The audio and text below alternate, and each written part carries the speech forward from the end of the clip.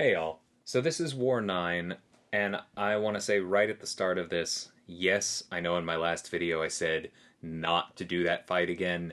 Yes, I know the thumbnail is me doing that fight again. I promise it's different. We'll talk about it then.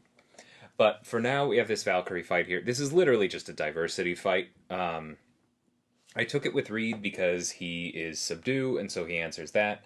I also took it with Reed to ramp him, so I would have more pre-fights. And I thought about it, and I was like, maybe I should just run in without the pre-fights and just pick up whatever debuffs I have at the end. That is absolutely what I should have done. Because I'll admit I did forget Valkyrie's Purify is one of everything on her, which is always so much fun, because that means that if literally any debuff gets purified, they're all gone. Look at me completely not knowing that at the start of this fight and almost getting wrecked. Love that for myself. The other thing about this fight that made that a really bad call is Valkyrie's base Purify chance is actually 0. And it gets higher based on her block proficiency. So the block proficiency mastery gives her what is supposed to be a very small amount, a very small chance to purify. It's not what it felt like in this video to me, or in this fight to me. Like, as I'm watching it back, I'm seeing more of them land than don't. Fully admitted. But this has been an annoyingly high number of purifies for a character that doesn't have all that many. It is what it is. This was just both a mistake and a lesson learned. Yeah, I should have not used any pre-fights and just stuck to spamming special ones. That would have worked fine. Odds are I still could have gained maybe as many as 3 from this fight, and then I would have had 7, instead of being lucky to come out of this fight with 3, which, spoiler alert, is where we end up. She is so annoying sometimes. It's just like, basically a nothing defender, but just enough to be annoying. I already feel like as time goes on, she's going to join Stealth Spidey and Doc Ock on my list of characters that are not difficult to fight, but annoy me all the same. She was also being pretty passive here. I was trying not to push to the special 2, not because I can't dex it, but because it does include a projectile, and since we aren't really stacking a bunch of debuffs, I was a little bit worried that maybe I would mess up the dex. Maybe the evade was going to be way less likely than normal to save me, and therefore that I might get hit and basically just die instantly from all the prowess. So I was trying to bait out the special one. I don't think it necessarily helped. Whatever. I get out of that with some pre-fights. That's all that matters. Because I'm not actually assigned to use Reed at all this war. This is a Carl war, and it's mostly because of the boss, which we'll get to, but it's also because of this Void, which I did take last war. Basically, you just play this in Uru, you never parry, you can't use the House of X pre-fight because Carl is neither metal nor a hero.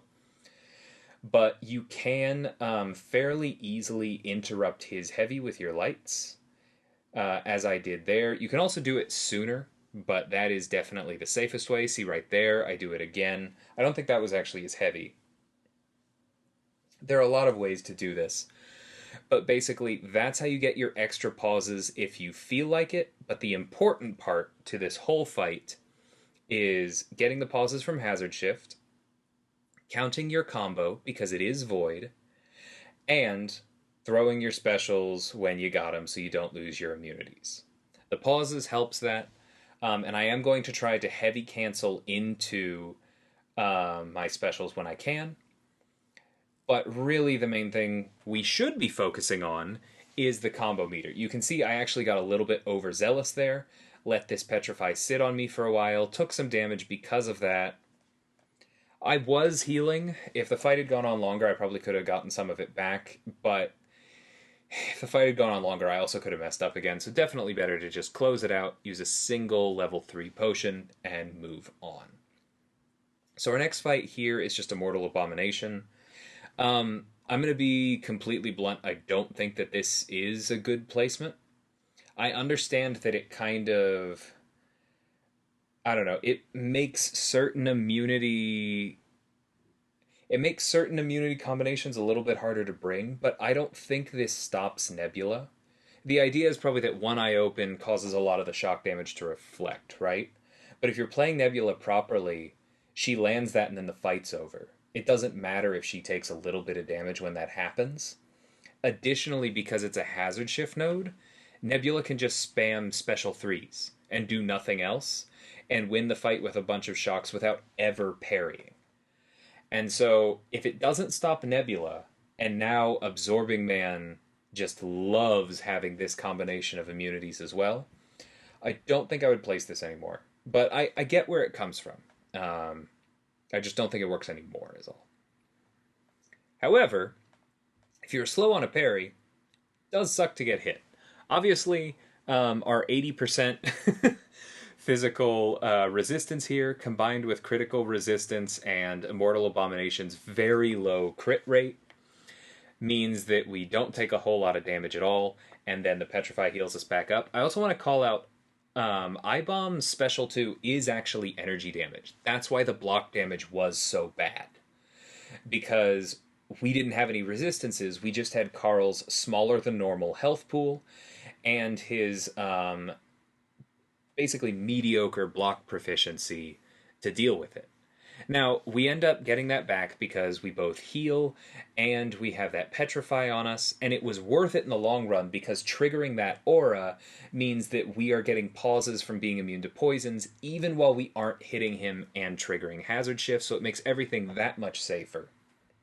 But I wanted to call that out because on another node, that could potentially be a problem. So we finish that one at full health and we move on to Mephisto.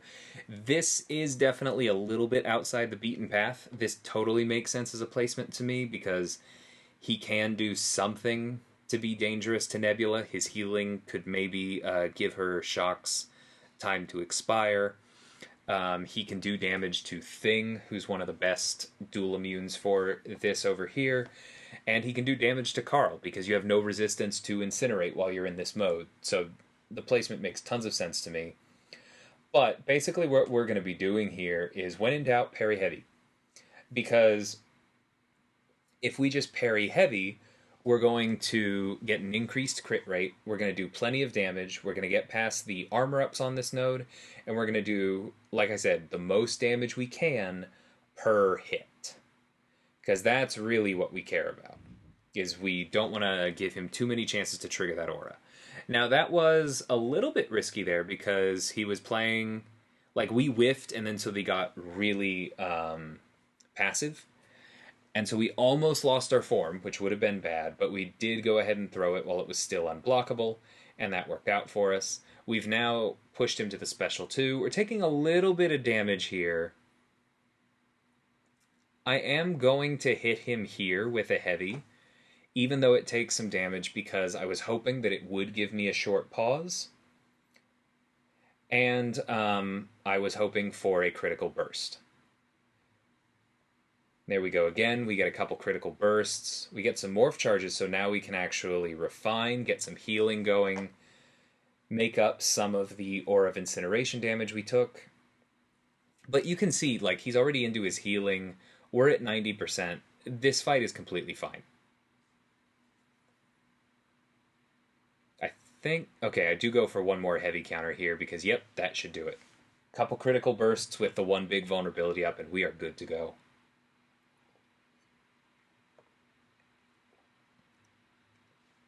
So, moving on to the boss. Like I said last time, Carl does not have a lot of explicit tools to deal with this.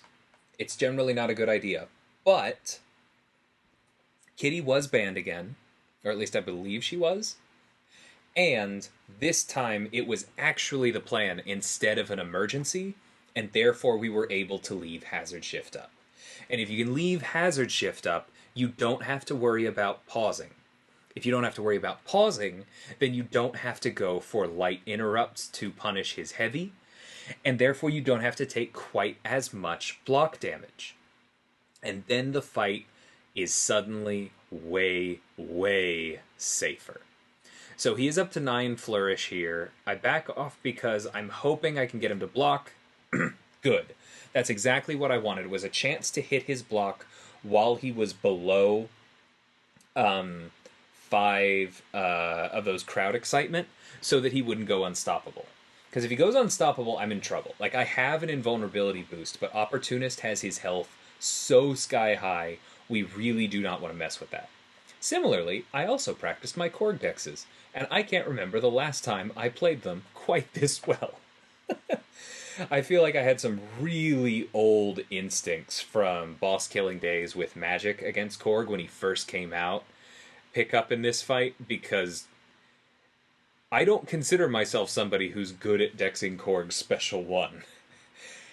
But it kind of looks like that's who's doing this fight. It was nice. Anyway, we don't have to worry about the pauses. We can hit into his block strategically if crowd excitement is low to control flourish, but we're not going to risk it otherwise, and we just cycle special 2s. You'll actually notice I did put on very small power backs for this. Or actually, no, I think I just, yeah, the power backs that exist, 150, not the huge ones. They're giving me basically nothing. And of course they are, because Korg has built-in critical resistance, and the node is giving him a ton of physical and energy resistance, and so our actual hits are doing basically nothing. What we're relying on is our incinerates and our burst damage.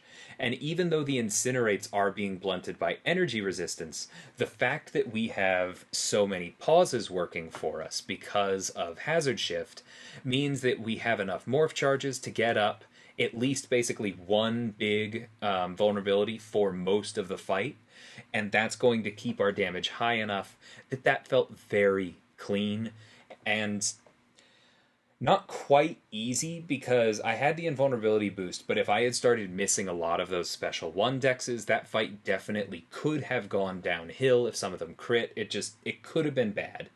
Because remember, we didn't really have much resistance to that. But Korg is a dangerous boss right now, and that felt safe enough that I would be willing to do it again. I was pretty nervous leading up to this, because what I did on Sunday, I did solo, but it was not in the safe enough that I would happily assign it again camp. It was in the, wow, I pulled that off camp. This fight was safe enough that I would send again, and if you are very comfortable both with Carl and against Korg, I would recommend it as well. So yeah,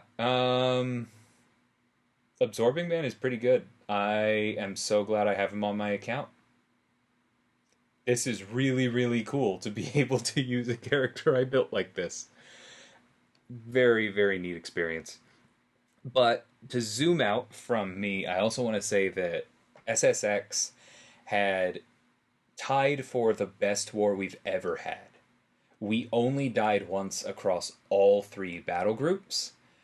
And I would say that this is the best war we've ever had, because this was against Matrix, which is a really solid top-tier opponent with rank 5s on defense. The last time we did this, we were definitely punching down. And so this feels really, really good. BG3 in particular did not do as well as we want the last couple wars.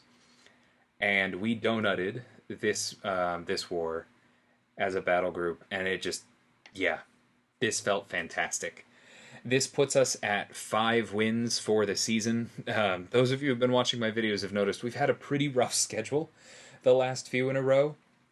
As tends to happen when you open 4-0, basically your war rating gets high enough that anyone you match at that point, if they're above you, you would gain a lot if you beat them, but you don't lose much if you lose to them, because there are only a few alliances that really sit up there in war rating, so the differences are usually pretty large if you're kind of in that second string like we are.